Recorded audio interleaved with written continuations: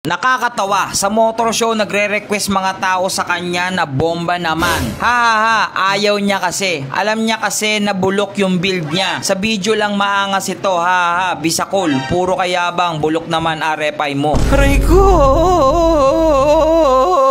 Kung nandun ka sa last na motor show na aming pinuntahan, alam mo naman na pinagbawal nga yung bomba. Dahil nga, ang dami na pong barangay ang nagre-reklamo dahil nga po dun sa bombahan na naganap. Kaya po nakikisama lang naman ako doon sa barangay. Hindi naman kasi ako kagaya mo na sobrang pasaway na pinagbabawal na nga ipipilit pa rin. Kung nandun ka talaga sa motor show, nagsabi na po yung host ng motor show na pwedeng paandarin lang ang motor pag nagumpisa na ang loudest spike or ginajudge yung motor mo. Doon mo lang pwedeng buksan yung motor mo. Kaya kahit mag-request po yung mga tao ng bomba, wala po akong magagawa na wag pong buksan yung motor dahil nga po, hindi naman po ginajudge at hindi pa nag-uumpisa yung loudest spike. Nandun ka na pala sa motor show, hindi mo pa ako nalapitan para sana harap-harapan mo sinabi sa akin bulok o bisakol yung build natin. Nakakatawa ka naman, idol. Yan ang hirap sa ating mga basher eh. Sa internet lang kayo malakas. Malakas mangasar.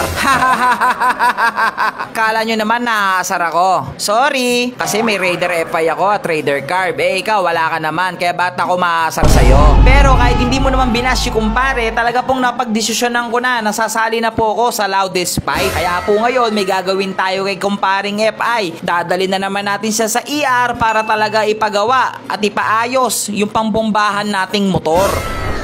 Yabang, sorry Ay! Ko kayo, kumpare. The sleeping itik. Ayun na, sleeping itik. Hindi ko maisip. Hindi mo mawari. Kung hindi nyo si Lucy ang ibabash. Ito. Si kumpare. Si kumpare, si Pag tinanong mo naman, anong motor? Wala. Labas mo nga yung pandigma nating pipe. ELC5. Kita mo yung tubo niyan. Kasya ka dyan, boy. Magkikita tayo sa kabilang butas eh. Yan. Ay, nako kayo. Gusto nyo, ginagalit nyo kami lagi Ayaw pa lang, pambombahan. Eh, malamang. Ikaw ba'y pambobomba mo yung ganyang pipe? Ganyang pipe? Ganyang pipe? Di na, uy. Kung marami kang pera, sige. Ikaw. Oo. Eh, ikaw yun. Eh, ako sobrang pinapahalagaan ko yung mga binibili ko eh. Titanium pipe yan.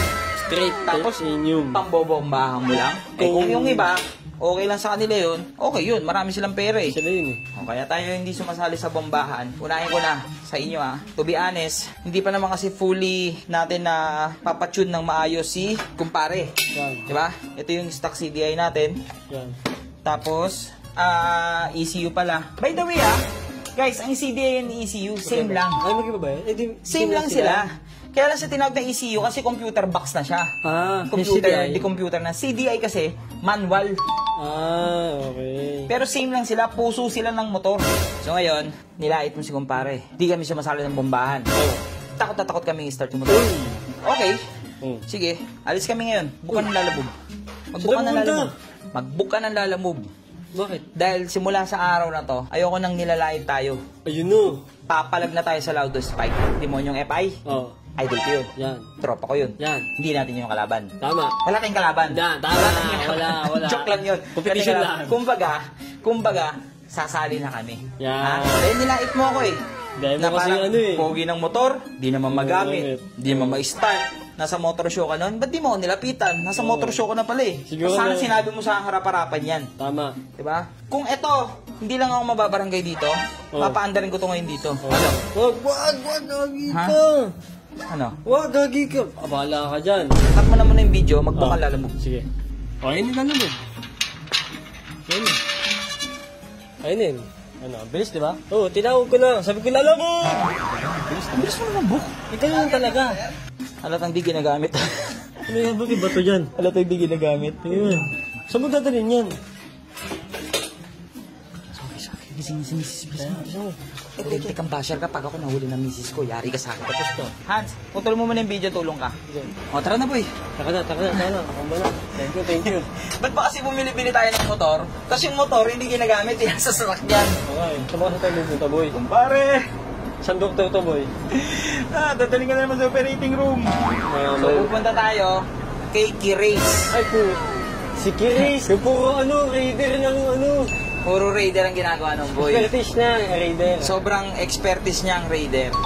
So, titignan natin kung anong pwedeng gawin kay kumpare? Yan. Para talagang Bomba. hindi lang tayo bomba. Kasi iba yung bobomba ka lang eh. Iba din yung sasali ka sa loudest pipe. Tama. Kasi yung iba, pwede naman to eh. Gusto mo start ko to ngayon dito eh. Wag, gagi, wag. Gusto mo? Di sa atin to, ano. Ano, start ko to dito? Oh, sige. Puta ka, boy.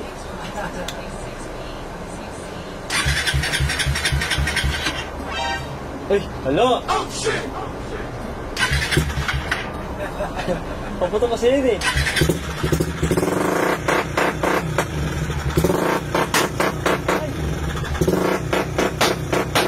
Okay na ba? Okay na, lakas.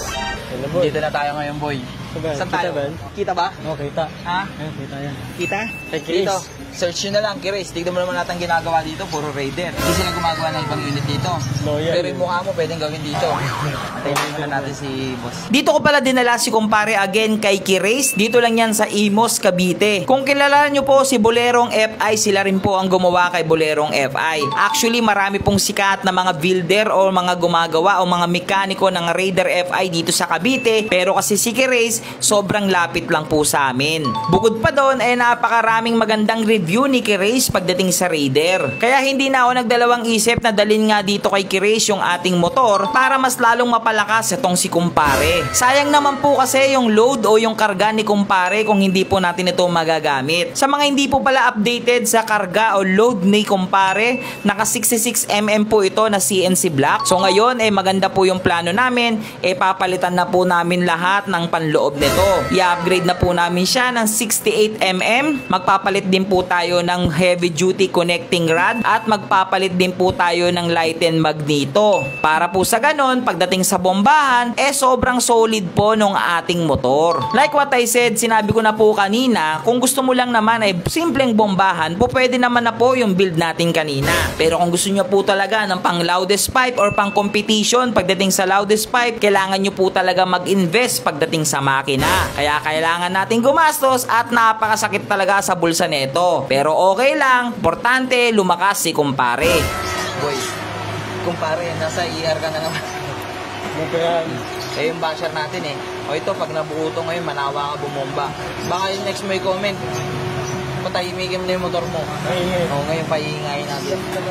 Sa next video natin, ipapakita ko sa inyo yung mga napalitan na sinasabi ko sa inyo. Ulitin ko, mag-upgrade tayo ng 66mm na CNC block. Magpapalit na rin tayo ng forged piston. Kasi po yung piston na gamit po natin dito ordinaryo lang o yung LHK. Marami po kasing senaryo pagdating sa bombahan, nababasag po yung piston at yung po yung nagiging sanhi ng pagkasabog ng motor. Dito, chinecheck ni boss yung ating 66mm na block kung pwede itong i-rebore papuntang 68mm. Para syempre makatipid din tayo at hindi na tayo bumili ng bagong CNC block. Medyo mahal din po kasi itong CNC block po para sa Raider FI. Ito rin po yung piston, ina-explain niya po sa akin na dahil ordinaryo lang po yung piston na gamit natin, LHK, talaga pong nagkakaroon ng issue na nababasag po ito sa sobrang bomba ng ating motor. Kaya kailangan din po natin mag-upgrade ng mga kalidad o yung mga heavy duty na piston. Abangan nyo po yung mangyayari dito kay kumpare dahil nilait siya ng ating basher, hindi naman po ako papayag ng ganon.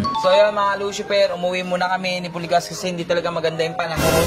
Ulan-ulan, tsaka hindi yun ganon kadali gawin yung isang araw lang. No? Talagang gusto niyo bombahan kailangan pulido, di ba? Tama, madiin. By the way, nandito si Kuya Russell. Bang magtampo si Kuya Russell. Si Kuya Russell, ako bumuo nun Pinabuo mo sa iba. Hindi kasi Kuya Russell, sasali na tayong bombahan. Siyempre, kailangan natin ng hindi, mas kumpleto. Kaya naman ni Kuya Russell yun. Kaso nga, wala naman si Kuya Russell mga dyno. May dyno ka ba Kuya Russell? Wala kang dyno. Kailangan natin ng ganun kumpleto para sa bombahan Anyway, ito si Lucy guys, inoperahan na naman kasi gagawin sana kami kaso palpak Basta hindi ko nasasabihin, baka i-bash pa ako Wag sinabi ko yung palpak. Anyway guys, abangan nyo na lang yung video natin ngayon kumpare. Magpapa-soundcheck talaga tayo. Sakto boy, may paparting na pipe sa akin. May nag-PM sa akin. Padadalan daw ako ng pipe. Kilala to, sikat to. Kung may idea kayo sa makakahula kung anong brand ng pipe, ito, comment dyan sa baba. Meron ka sa akin 1,000 chika. Yun. Isa lang ang kukunin ko. Ito, si video na to. Dapat sa video to.